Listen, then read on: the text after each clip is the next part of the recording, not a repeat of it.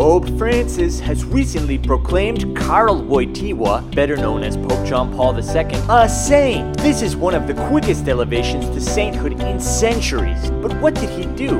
What was it that made John Paul II a saint? Maybe because he was a man who had suffered a lot, but never gave up hope. Karol's family died when he was young. He lost his mother before he was 10. When he was 12, his brother died. And finally at 21, he lost his father too. His homeland was attacked by the Nazis in 1939, and his country was conquered. Then conquered again by the Soviet Red Army in 1945. Or maybe it was because of his great culture and humanity.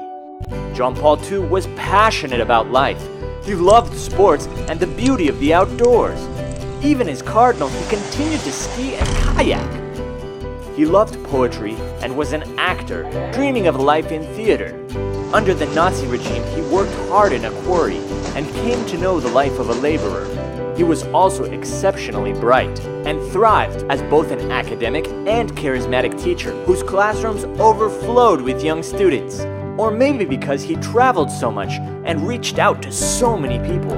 Pope John Paul II was extremely active. He made 250 pastoral visits throughout the world to a total of 129 countries and wrote 14 encyclicals. The Pope started the tradition of World Youth Day, participating in 9 of them himself, bringing together millions of young Catholics who were so inspired by him that they became known as the JP2 generation.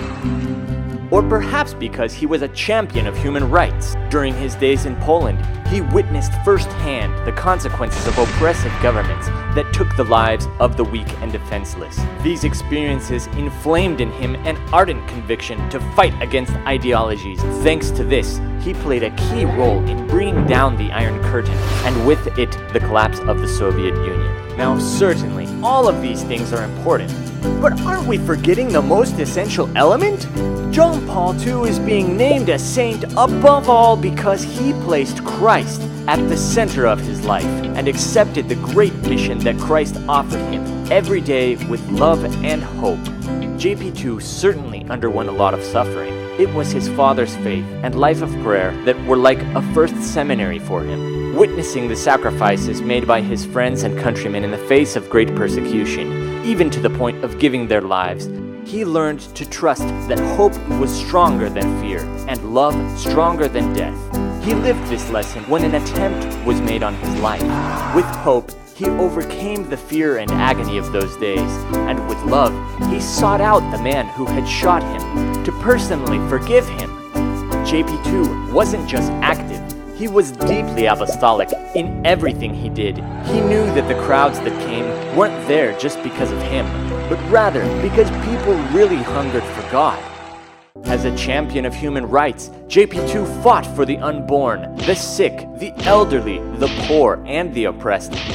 Above all, though, he fought for the right to believe. He knew that a world without God is a world without joy, without beauty, without true humanity. John Paul II invited us to open wide the doors to Christ. He told us not to be afraid, to welcome him into our lives, our families, and our societies. Because Christ knows us better than any other. He knows the desires of our hearts, and only He is able to fulfill those desires.